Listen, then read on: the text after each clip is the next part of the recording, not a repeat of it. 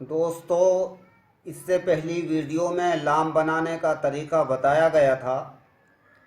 इस वीडियो में मीम बनाने का तरीका बताया जाएगा। मीम की शुरुआत एक नुक्ते से होती है।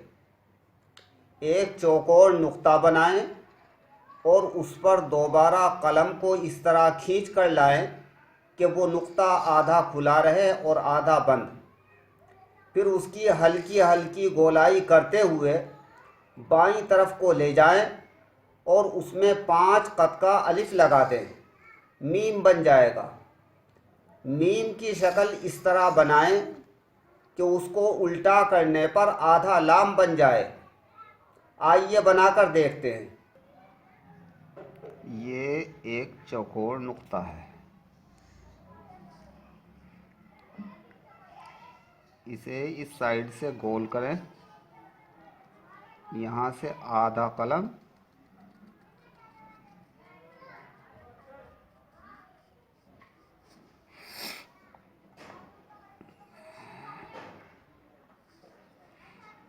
और यहाँ 5 कत का अलिफ। ये अलिफ बिल्कुल सीधा होगा।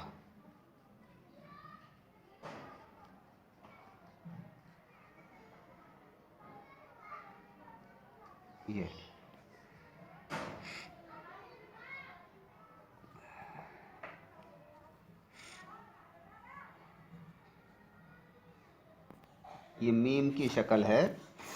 अगर हम इसे उल्टा करते हैं तो उल्टा करने पर ये लाम बन जाए।